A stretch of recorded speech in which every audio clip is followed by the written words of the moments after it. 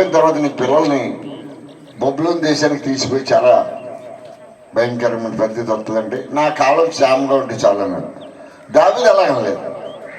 దావీదు అప్పటికే ఆశీర్వదించబడ్డాడు, రాజుగా ఉన్నాడు. చాలా ఐలులో ఉన్నప్పటికి కూడా అతడు ప్రార్థన ఏం చేశాడంటే 29వ వచనంలో దయచేసి నీ దాసుడైన నా కుటుంబం నిత్యము నీ సన్నిధిలో ఉండినట్లు దాన్ని ఆశీర్వదించమన్నాడు. దేవునికి స్తోత్రం. ఆశీర్వాదం అంటే ఏంటి? ఇక్కడ ఐలులో ఉన్నట్టు ఇది బంగాళీలు ఏంటి, ఇది కార్లు ఏంటి, ఇది అన్ని ఏంటి చూసేదంతా ఆడితే అన్నట్టుగా ఉంటే అది ఆశీర్వాదం అనమాట. ఇది కాదు, దీనికన్నా అవన్నీ ఉన్నాయి. అప్పటికి దావీదుకి అవన్నీ ఉన్నాయి.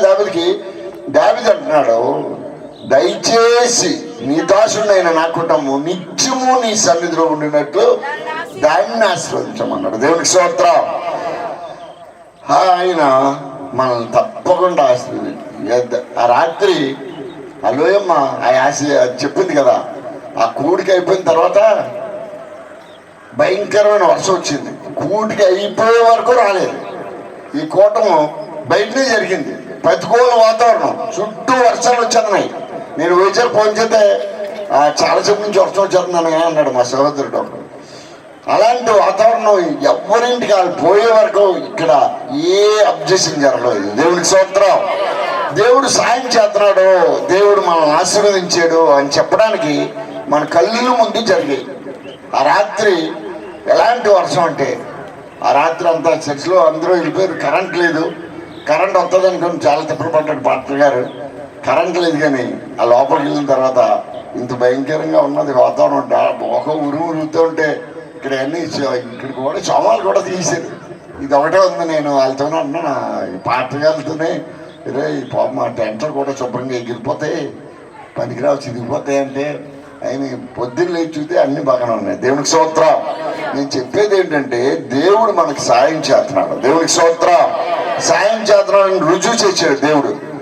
కారణం ఏంటంటే ఆశీర్వాదం ఎలాంటిది అంటే, ఆశీర్వాదం ఎలాంటిది మనకు కనపడే ఆశీర్వాదమే కాదు, నిత్యము దేవుని ఒకడు దేశం అంతా మార్గ సువార్తలో ఉంటుంది. ఒకడు సర్వలోకము సంపాదించుకొని తన ప్రాణమును పాగొట్టుకుంటే వాడికి ఏం ప్రయోజనం? దేవునికి స్తోత్రం.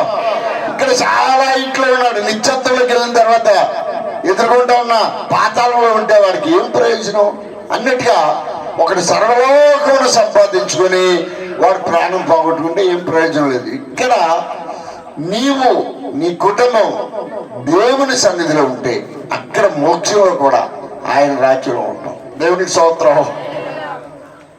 అదే సాక్షితమైన ఆశీర్వాదం అనే దైవజన్ వాళ్ళు చాలా చక్కగా చెప్పింది. కారణం ఏంటంటే మరణం నుండి, మరణ బంధకాల నుంచి, చీకటిలో నుంచి, మరణ భయం నుంచి నిత్య జీవంలోకి వెళ్ళడం ఆశీర్వాదం. దేవునికి స్తోత్రం అని చెప్పి రుజువు చేసింది. కనుక దావీదు తన కుటుంబాన్ని మరి తన బిడ్డల్ని నిత్యము దేవుని సన్నిధిలో ఉన్నట్టు ఆశీర్వదించమని దేవుడు మనతో ఈ మీటింగ్లో మరి నేను దైవజనులు దైవజనులు జోసెఫ్ చెప్పినట్లే నేను చివరిలో అందరినీ దేవుడు వాడుకుంటున్నాడు. దేవునికి స్తోత్రం. అదే ఆశీర్వాదం. ఇప్పుడు ప్రేమదా చెప్పాడు కదా, వారిని చూసి వారి ఇజ్జలేని వాళ్ళని చూసి వారిని చూసంటే ఆశ్చర్యపోయారంట. ఒకరిని చూడగానే ఆశ్చర్యపోతారు మనుషులు. ఆశ్చర్యపోవడం అంటే అంత తేలిగ్గా కాదు. ఇదోడే అనుకుంటారు, ఇది చాలా గొప్ప పని చేసిన చాలా అంతా మాకు తెలిసి అంటారు. ఆశ్చర్యపోయే కార్యం జరిగింది. దేవునికి స్తోత్రం. ఆ కాడ అంత శబ్దం లేదు. ఆశ్చర్యపోయే వాళ్ళేమో చాలా మేధావులు, ప్రధాన యాజకులు ఉన్నారు, అలెగ్జాండర్ ఉన్నాడు, అక్కడ అన్న కైప వాళ్ళందరూ ఉన్నారు. అలాంటి వాళ్ళందరూ ఆశ్చర్యపోతున్నారు. వీళ్ళు అమాయకులు వీళ్ళని చూసి ఆశ్చర్యపడ్డాడు. ధైర్యంగా ఉన్నారనమాట. వాళ్ళ ధైర్యం చూసినప్పుడు అవతలోడు ఆశ్చర్యపోయాడు. అదంతా అంత తేలిగ్గా జరిగిపోయేది కాదు. వారి మధ్య నిలబడటం మొత్తం ధైర్యం అంతా కోల్పోవాలి. పేతురు యాహానులు ధైర్యం కోల్పోవాలి. ధైర్యం కోల్పోలేదు. వారు చూసినప్పుడు అంటే వారి ధైర్యాన్ని చూచారంట. వాళ్ళ చివళ్ళ కాబట్టి దేవుడికి స్తోత్రం. సామెతల గ్రంథం 28వ అధ్యాయంలో ఉంటది, నీతిమంతుడు సింహంలే ధైర్యంగా ఉంటాడు. దేవునికి స్తోత్రం. వాళ్ళు దేవుని యేసుని వెంబడించారు కనుక వారు భయపడలేదు. ఎంతమంది ప్రధాన యాజకులు అధికారులు మధ్య నిలబెట్టి మీరు ఏ అధికారంతో ఈ పని చేస్తున్నారో, ఏ బలం అంటే బాబోయ్ అనలేదు. సింహాల్లా కనబడుతున్నారండి. వాళ్ళని చూసి ఆశ్చర్యపడుతున్నాండి. ఏ ధైర్యం రా ఇది, ఇచ్చలేదు. వెనకాల బ్యాక్గ్రౌండ్ లేనివాడికి ఇంత ధైర్యం వాళ్ళకి వచ్చిందంటే బాగా ఆలోచించుకుంటే వాళ్ళకి వచ్చింది ఒకటి ఆలోచన, వాళ్ళు యేసుతో కూడా ఉంటున్నారు. ప్రపంచంలో ఎవరితో ఉన్నా వాడికి లేని ధైర్యం యేసుతో ఉన్నవాడికి ఉంటుంది. దేవునికి స్తోత్రం. ప్రపంచంలో ఆస్తులు అద్దెత్తులు కలిగి అధికారాలు ఉన్న వారు వెనకాలన్నా లేని ధైర్యం యేసుతో ఉన్నవాడికి ఉంటుంది. దేవునికి స్తోత్రం.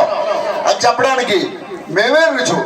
మా ఊర్లో యేసుప్రభుని నమ్ముకున్నందుకు మమ్మల్ని ఎలివేసి చాలా దెబ్బలు పడేశారు. ఇక్కడ ఉన్నాడు కదా, వీళ్ళు తోడలు అవుతాడు అనమాట. ఆ తోడలకి ఓ సైకిల్ ఇచ్చారు. వాళ్ళే లోకత్తులు ఒక సైకిల్ ఇచ్చి కుర్రోడి మీద ఏ కుర్రోడిని నీకు అడ్డొచ్చిన మీద ఎక్కించిరా అన్నాడు. ఆయన మోటార్ సైకిల్ లేవు అప్పుడు చాలా కాలం కిందట, 40 సంవత్సరాల కిందట మోటార్ సైకిల్. అయితే అలానే మరి వీళ్ళు తోడేది కదా, ఆటగా తోడు కదా. అదే ఇంకో ఇక్కడ చూసారా, జాజి మంది కూర్చున్నాడు వాళ్ళ నాన్న అనమాట. అక్కడ వెనకాల ఉన్నాడు, సజ్జులో ఉన్నాడు. వాళ్ళ నాన్నగారు చాలా మొండిగా ఉండేవాడు. వాళ్ళు లోకత్తులు వాడిని వినియోగించుకుందాం అనుకుని పౌలు గారిని కూడా ఆ రోజుల్లో ఉన్న గవర్నమెంట్ వినియోగించుకోవడానికి పౌలుని వాడుకున్నారు, సౌల్ని వాడుకున్నట్టుగా ఈ సత్యపో వాడి పేరు వాడిని వాడుకుండేవారు. ఆడి దోషిపోదాం అన్నట్టుగా కుర్రల్ని పిల్లల్ని తీసుకుని మనం బయటికి లాగించుకుండేవాళ్ళు అన్నమాట. ఇది ఎక్కించేస్తాడో సైకిల్ ఎక్కించేసిన హాస్పిటల్ తీసుకెళ్ళాం కనుక కుర్రలు మేమే సాధన చేసుకునేవాళ్ళు. లేకపోతే ఎక్కించేస్తాడు, రైలు బండి చుట్టూ వచ్చింది సైకిల్. అలాంటి పరిస్థితుల్లో దేవుడు మరి ఆ కుటుంబం నుంచి కూడా దేవుని సన్నిధి దేవుడు తీసుకొచ్చాడు. దేవునికి స్తోత్రం. అలాంటి పరిస్థితుల్లో దేవుడు మమ్మల్ని రక్షించాడు. అక్కడి నుంచి దేవుని అప్పుడు విశ్వాసంగా ఉండేవాళ్ళం మేము. అప్పుడు విశ్వాసంగా ఉండేటప్పుడు వెలివేశారు. అప్పుడు ఒక చోట నమ్మకంగా ఉన్నాం. దేవునికి స్తోత్రం. కనుక సేవకు వచ్చేటప్పుడు సంతోషం. పాస్టర్ గారు సాక్ష్యం చెప్పింది. ఆ నాన్న వచ్చి కసిరేసాడు పాస్టర్ గారిని అంటే, పాస్టర్ గారమ్మ ఇక్కడికి లాగుతున్నాడు, పాస్టర్ అమ్మ వెనక్కి లాగుతుంది. మరి ఒక సరైన డైరెక్షన్ ఉండాలరా. వెళ్ళిపోయేటప్పుడు ఆయన పాపము ఉండిపోయిందనుకో, నువ్వు తిరిగి వచ్చావనుకో దేవుని నామానికి అవమానం అవుతుంది. వచ్చేటప్పుడే సరైన డైరెక్షన్ తీసుకోవాలి. వెళ్ళామంటే వెనక రాకూడదు. మా మేనల్డ్ ఒకడు వెళ్ళిపోయాడు, ముచ్చాలంపాలెం వెళ్ళాడు. దగ్గరికి కూడా వెళ్ళడం నాకు ఇష్టం లేకుండా పోయింది. కారణం ఏంటంటే వెళ్ళామంటే వేసుకోవడానికి వెళ్ళిపోతాం. ఒకవేళ ఇక్కడ అచ్చ అయిపోయినా అయిపోదా, ఒక రోజు మళ్ళీ వెళ్ళి చూద్దాం. ఏసు లేకుండా ఒకరి యాత్ర ముగించుకున్నాడు, ఆడికి అడ్రస్ ఉండదు. అక్కడ మళ్ళీ చూసే పని ఉండదు కదా.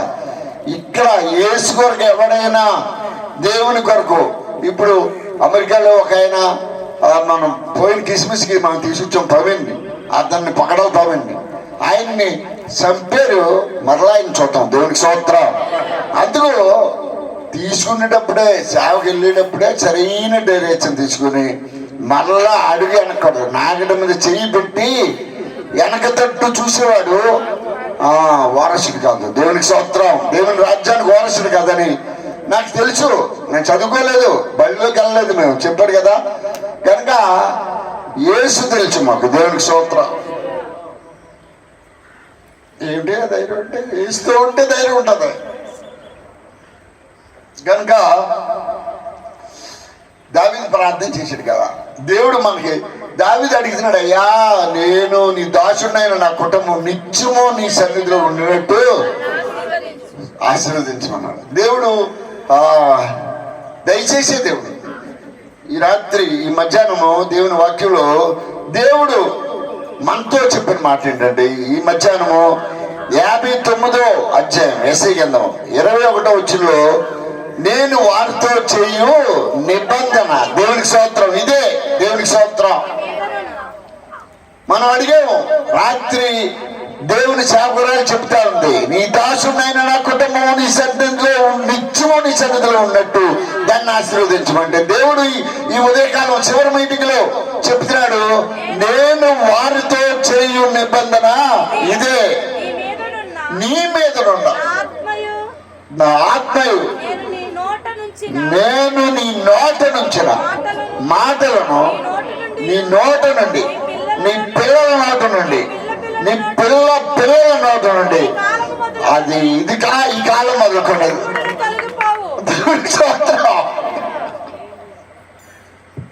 మనం అడిగితే అడుగు వాటికంటే ఖచ్చితంగా ఇచ్చే దేవుడు. దేవునికి స్తోత్రం. చూసారా, దేవుడు చెప్తున్నాడు, దేవుడు మనతో నిబంధన చేస్తున్నాడు. నేను వారితో చేయు నిబంధన ఇదే, నేను నీ మీద ఉన్న ఆత్మ, నీ నోటనున్న మాటలు, నీ నోట నుండి, నీ పిల్లల నోట నుండి, వారి పిల్లల నోట నుండి ఈ కాలం మొదలుకొని ఎప్పుడు తొలగిపోయే. దేవునికి స్తోత్రం. పర్వతాలు తొలగిపోయినా, మెట్టలు తత్తరలిపోయినా నా కృప నిన్ను విడిచిపోతున్నట్లుగా దేవుడు వాగ్దానం చేశాడు. దేవునికి స్తోత్రం. కనుక దేవుని బిడ్డలకి మనం అడిగే వాటికంటే, ఊహించే వాటికంటే అత్యుతంగా ఇచ్చే దేవుడు. దేవునికి స్తోత్రం. ఆ సహోదరి, ఆ దేవుని శాఖరాలు రాత్రి చెప్పేద్దా ఉన్నాయి. ఈ ఆశీర్వాదం ఎవరికి కావాలంటే, ఏంటి ఆశీర్వాదం అంటే నిత్యం నీ సన్నిధిలో ఉండినట్లు. అంటే నా పిల్లలు కూడా నీ సన్నిధిలో ఉండాలని దావీదు అడిగితే, ఈ మధ్యాహ్నం ఈ చివరి కోటంలో మనతో దేవుడు చెప్తున్నాడు, నేను వారితో చేయ నిబంధన ఇదే, నీ మీద ఉన్న నీ ఆత్మ, నా ఆత్మ, నీ నోటనున్న నా మాటలు, నీ నోట నుండి, నీ పిల్లల నోట నుండి, పిల్లల నోట నుండి ఈ కాలం మొదలుకొని తొలగిపోయేది కాదు. దేవునికి స్తోత్రం. కనుక ఈ కూటల్లో బిడ్డలు ఇద్దరు, డేవిడ్ రాజు గారు ముందు దేవుడిని పేరుతో ఉండేవారు. అతను కూడా బాప్తిసం తీసుకున్నాడు ఈరోజు. అలాగే భారతి, ఆ సహోదరికి ఎత్తేరు అనే నామకరణంతో వారిద్దరూ దేవుని సన్నిధిలో బాప్తిసం తీసుకున్నారు. ఈ రోజు మొదలుకొని వారి మీద దేవుని ఆత్మ సమృద్ధిగా వారిని నడిపించినట్లు మీ ఎత్తిగత ప్రార్థనలో జ్ఞాపం చేసుకోండి. మనము ఆ వాగ్దానాలు స్వతంత్రించుకోవాలంటే ఏం చేయాలంటే, 6 లక్షల కాల్బలంలో చాలా మంది కనబడ్డారు. యెహోషువ చాలా సార్లు మోసే కొండ మందికి వెళ్ళినప్పుడు యెహోషువ కొండ కింద ఉన్నట్లుగా కనపడ్డాడు. కాలేబు కనబడలేదు ఎక్కడ. కానీ కాలేబుని గురించి దేవుడు చెప్పాడు, ఇదిగో కాలేబు నిండు మనసుతో నన్ను వెంబడించాడు కనుక, ఇదిగో వీళ్ళందరూ ఆ కానాను దేశంలో వారికి పట్టకపోయినా నా సేవకుడైన కాలేబు నిండు మంచి మనసుతో నన్ను వెంబడించాడు అన్నాడు. దేవునికి స్తోత్రం. సంఖ్యాకాండం 14:24 చదవండి. ఎవరు సేవకుడి కాలేబు? దేవునికి స్తోత్రం. లోకానికి సేవకుడు కాదు,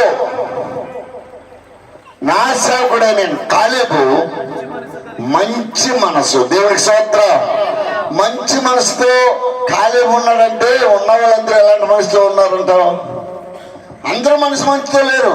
ఇతని గురించే నా సేవకుడని కాలేబు మంచి మనసుతో ఉన్నారు. చాలా మంది కూర్చొని ఉంటారు, రకరకాలైన మనసులతో ఉంటారు.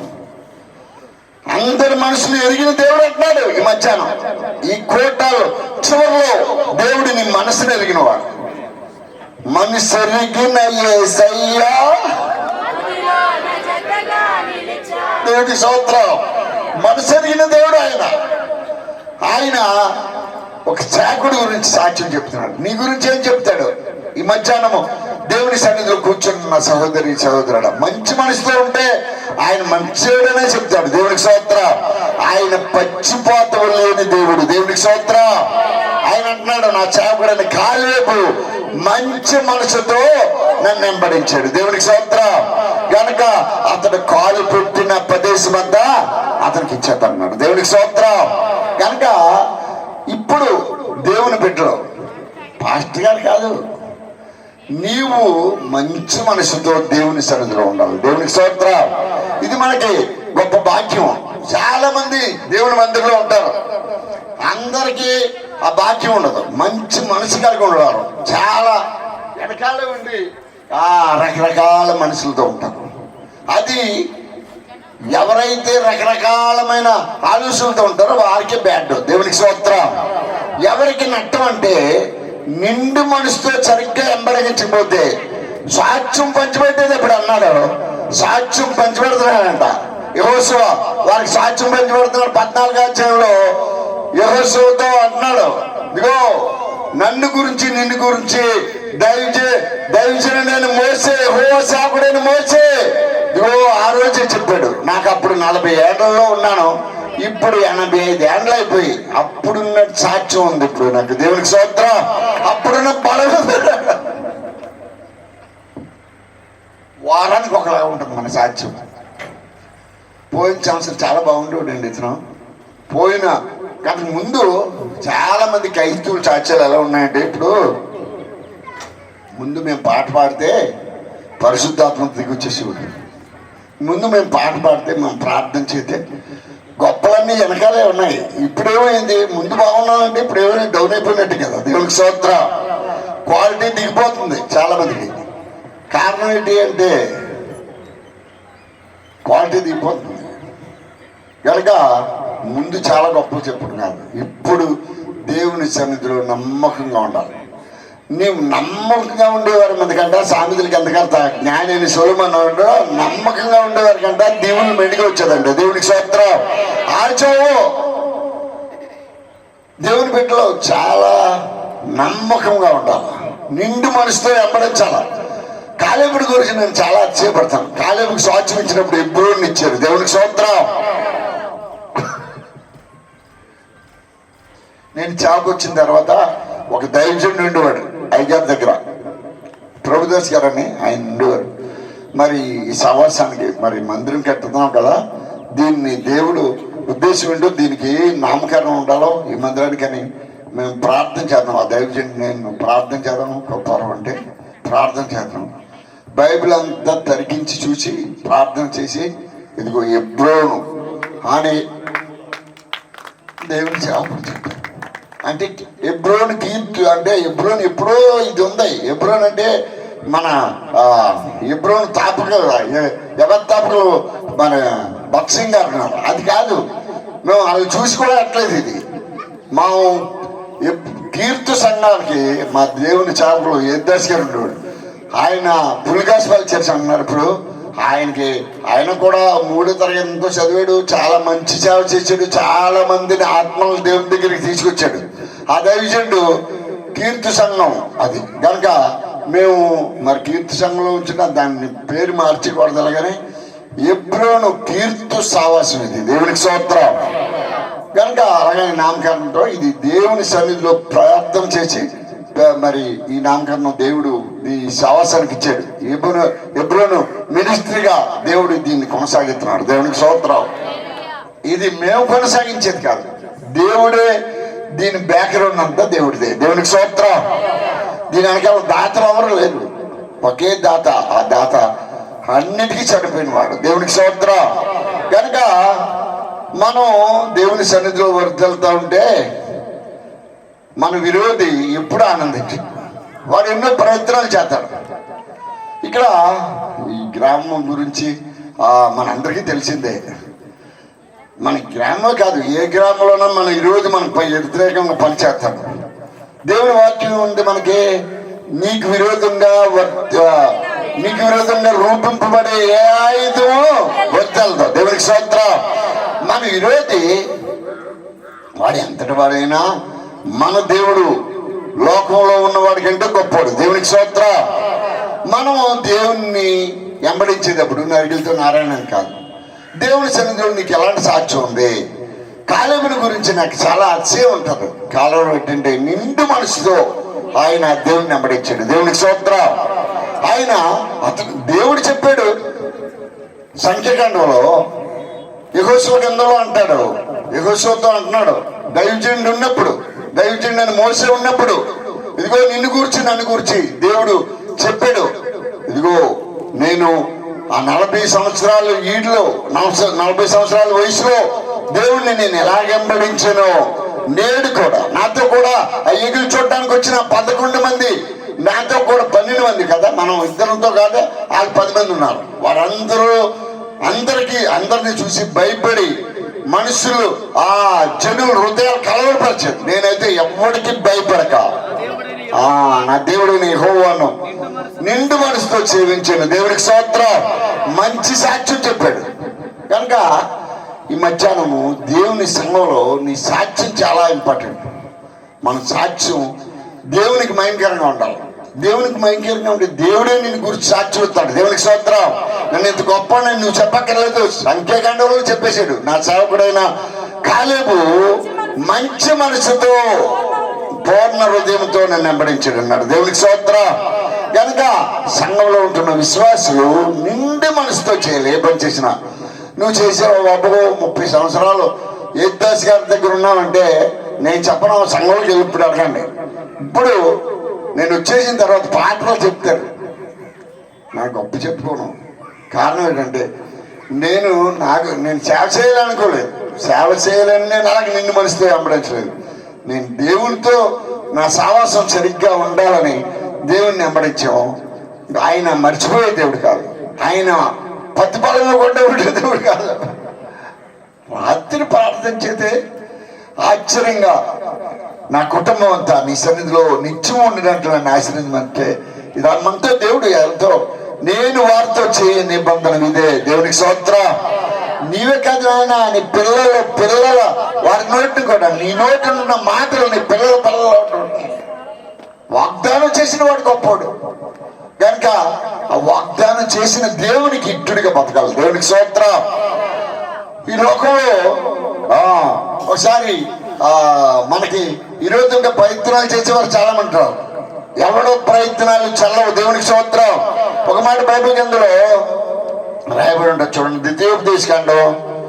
ద్వితీయోపదేశకాండం 23వ అధ్యాయం.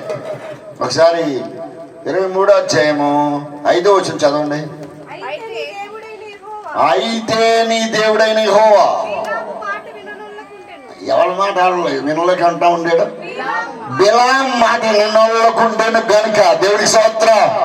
మనకి విరోధంగా చాలా మంది లేస్తారు. సహోదరుడా, ఇదిగో ఐగుప్తు నుంచి వస్తున్న ఇశ్రాయేలుకి విరోధంగా మరి మోయాబు రాజు బాలాకు బిలామును తీసుకొచ్చి ఇశ్రాయేలుని శపించమన్నాడు. ఇశ్రాయేలుని శపించడానికి సత్తా ఉండాలి. సుట్టికంతా ఇశ్రాయేలు పక్షంలో ఉన్న దేవుడు, ఇశ్రాయేలు దేవుడు కొడుకడు, నిద్రపోడు. దేవునికి స్తోత్రం. ఇశ్రాయేలు శపించయ్యా, భూతలం అంత ఉన్నారు వాళ్ళు అని బాలాకు బిలాం దగ్గరికి పెద్దలు పంపించి బహుమతిద్దామని ఇక్కడ రాయబడి ఉంది. 5వ వచనంలో నీ దేవుడైన యెహోవా బిలాము మాట వినలేక, నీ దేవుడైన యెహోవా నిన్ను ప్రేమించాడు. దేవునికి స్తోత్రం. ఆయన ప్రేమలో అచ్చుంటాడేమో నమ్మకంగా ఉంటే. కాలేబులకి నిండి మనసుతో మంచి మనసుతో నువ్వు వెంబడితే ఆయన నిన్ను ప్రేమించాడు కనుక ఆ శాపాన్ని బిలాము శపిందామని వచ్చాడు. ఆ శాపాన్ని నీకు ఆశీర్వాదంగా చేశాడు. దేవునికి స్తోత్రం. నీ దేవుడు ఎంత గొప్పడు. నిన్ను శపించేవాడు నోరు రాదు. నిన్ను శపిందాం అనుకుంటాడు, పప్పులు ఉడకవు. కారణం ఏంటంటే నీ పచ్చమ ఉన్నవాడు గొప్పవాడు. దేవునికి స్తోత్రం. ఆయన ఎలాంటాడు నీకు అర్థమైతే ఆయన వెంబడితావు. దేవునికి స్తోత్రం. బిలామును తీసుకొచ్చాడంటే బాలాకు, అయ్యా వాడిని చంపించమని ఆ కొండ మందికి వెళ్ళాడు, ఈ కొండ మందికి వెళ్ళాడు, అక్కడ బయలుదేరిపించాడు, ఇక్కడ బయలుదేరిపించాడు. ఎక్కడి నుంచి చూసినా అబ్బాయి ఆయన ఆశీర్వదించబడిన జనవరా అని చెప్పాడు. ఏడే బాబా నేను తీసుకొచ్చినందుకు వాటిని దీవుతున్నావా శపిస్తున్నావా అంటే, శపించడానికి నా నోరు నా సొంతం కాదు. అక్కడే చెప్పాడు, నేను చెప్పినట్టు చేయాలన్నాడు బిలాంతో దేవుడు. నేను నా ఇష్టం అవుతున్నా అబ్బాయి అని చెప్పాడు. పోయేటప్పుడు చిన్న మంత్రం వేసిపోయాడు. ఇశ్రాయిల్లో పాపం ఉంటే ఎవరు చేయగలుగుతారు. అక్కడ సంఖ్యాకాండంలో రాయబడలేదు, కానీ సంఖ్యాకాండంలో చాలా చక్కని మాటలు చెప్తాడు బిలాం. వాళ్ళు నక్షత్రం యాకోబులో పూజించింది అన్నాడు. దేవునికి స్తోత్రం. వర్షంలో ఉంటారన్నాడు. కనుక దేవుని బిడ్డ ఈ బాలాకు బిలాం మీద మునుక్కుంటూ ఉంటే పోతా ఒక మంత్రం వేసిపోయాడు. ఎలాగని ప్రకటన గ్రంథంలో రాయబడింది. ఇశ్రాయిల్లో దేవునికి ఇట్టునిగా ఉంటే ఎవడూ నిన్నేం చేయలేడు. దేవునికి స్తోత్రం. ఇశ్రాయిల్లో శాపం రావాలంటే నీలో పాపం ఉండాలి. దేవునికి విరోధంగా నీవు ఉంటే ఆటోమేటిక్గా వాడు నిన్ను ఏమైనా చేస్తాడు. నీవు దేవునికి ఇట్టుగా ఉంటే ఏ తంత్రగొడ్డు మంత్రగాడు ఎవ్వడూ నేను నిలిచేయలేడు. దేవునికి స్తోత్రం. ఆ దినాల్లో బిలాము చాలా పేరుగంచిన వాడు. బాలాకు రాజు ముందు ఒకటి పంపితే వెళ్ళలేదు, మళ్ళా ఇంకా ఘనమైన వాళ్ళు తీసుకెళ్ళలేదు. ఏదో బొమ్మ తిత్తా అంటే మొత్తానికి వెళ్ళాడు, కానీ గాడితో దేవుడు మాట్లాడిచ్చాడు. దేవునికి స్తోత్రం.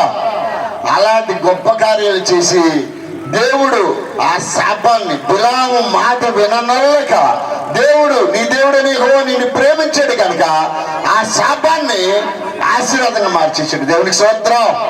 ఈ పరిస్థితులన్నీ ప్రతికూలంగా ఉన్నాయి. ఎప్పుడు జరిగినట్టుగా ఈ మీటింగ్లు చాలా సంతోషంగా బయటనే జరిగాయి. దేవునికి స్తోత్రం. ఆ దింగాలను ఆశీర్వాదంగా చేసే దేవుడు మన దేవుడు. దేవునికి స్తోత్రం. ఈ మధ్యాహ్నము అయ్యా పరిస్థితులన్నీ తారుమారైపోయండి. తారుమారైపోయిన దేవుడు నిన్ను కాపాడతాడు. ఆ కృప మరి మన దానియేలు గురించి సాక్ష్యం చెప్పించేశారా? అందరూ చాలా మంది తనతోటోళ్ళు చనిపోయారు. దేవుని కాపుదల బిడ్డ మీద ఉంది. ఎందుకని మేము కూడా ప్రార్థన చేసాము. దేవుడు ఆశ్చర్యంగా ఆ బిడ్డని మరలా తన యథాపకరంగా ఆ జాబులోకి వెళ్ళినట్టు చేసేది. మన దేవుడు మనం చిగ్గుపడినిచ్చే దేవుడు కాదు. దేవుడికి స్తోత్రం. ఆ శాపాన్ని ఆశీర్వాదంగా చేసే దేవుడు అమ్మా మన దేవుడు. నిజానికి నీ శత్రువు ఎలాంటి వాడు? ఆయన బిలామును తీసుకొస్తే ఏదైపోద్ది అనుకోండి. బిలాం కాదు, ఎవ్వడు నీకు విరోధంగా ఏ ఆలోచన నిలబడదు. దేవునికి స్తోత్రం. నీకు విరోధంగా చేసే ఏ మంత్రమో తంత్రమో నీ మీద ప్రయోగించే పనిచేయదు. దేవునికి స్తోత్రం. కారణం ఏంటంటే నీ దేవుడు నిన్ను కాపాడే దేవుడు. కొనకడో నిద్రపోడు. దేవునికి స్తోత్రం. ఇది మొదలుకొని నిరంతరము నీ రాకపోకలేదు యెహోవా నీకు తోడుగా ఉంటాడు. దేవునికి స్తోత్రం. ఆయన నీ ప్రాణమును కాపాడుతాడని ఆ వచనంలో రాయబడి ఉంటుంది. 21 కీర్తన గ్రంథంలో 121 కీర్తన గ్రంథంలో నీ ప్రాణాన్ని కాపాడే ఆయన. దేవునికి స్తోత్రం. ఆయన నీకు హాని కలగనీయుడు. కారణం ఏంటంటే ఆయన నిన్ని చూద్దా ఉన్న దేవుడు. ఆయన సాయం చేసే దేవుడు, చూసే దేవుడు. ఎల్రోయి అంటే చూసే దేవుడు. ఆయన మనకి సాయం చేసే దేవుడు. సాయం చేస్తానే ఉన్నాడు. మీటింగ్ ప్రారంభ దినాన్ని నుంచి ఆటింగాలు అధికమైన ఆటింగాల్ని ఆశీర్వాదంగా మార్చేసాడు. దేవుడికి స్తోత్రం. కన్నులతో చూసామండి, కన్నులతో చూసాం. ప్రతి దినం ఏ దినం ఆటింగు లేకుండా చివరి మీటింగ్ వరకు చక్కగా నేను ఉన్నవాడిని రాని రుజువు చేసాడు ఆయన. దేవునికి స్తోత్రం. ఆశ్చర్యం ఏంటి, దీంట్లో బయట మీటింగ్లు జరుగుతున్నాయా అని చాలా మంది అడుగుతున్నారు. బయట మీటింగ్లే ఎక్కడ తడిచిపోయారు? ఎవరన్నా కుంకుని లగండ్ర లోపల బతికెట్టానన్నారా? ఏది నీకెంత మాత్రం హాని చేయలేదు. దేవునికి స్తోత్రం. కారణం ఏంటంటే మన పక్షమున ఉన్నవాడు గొప్పవాడు. దేవునికి స్తోత్రం. కనుక భయపడక్కర్లేదు. దేవుని బిడ్డలు అక్కడి నుంచి చాలా మంది ఇక్కడికి వచ్చేసారంటే వెనక ముందు ఎవరు లేరు.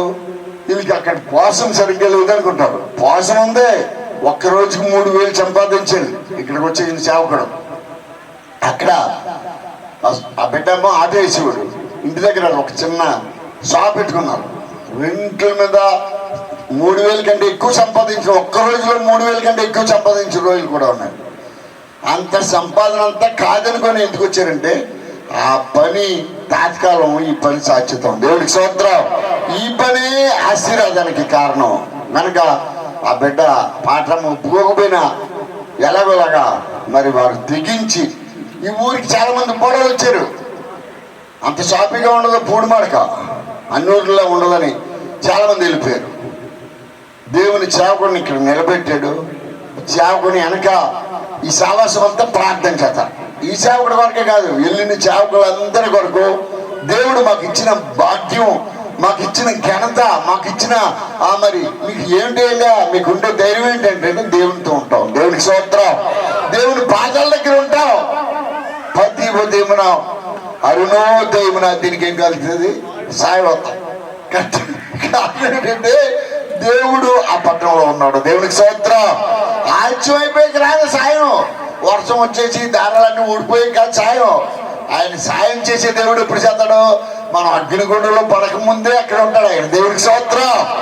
సాయం చేస్తాడు కానీ సరిగ్గా అందుకోలేకపోయినా ఆయన కాదు. ఆయన సాయం చేయడానికి ముందే ఆయన హస్తాలు చాప ఉన్నాడు. దేవునికి స్తోత్రం. ఆయన హస్తాలు కుర్చీ కాదు, ఆయన చెవులు మందం.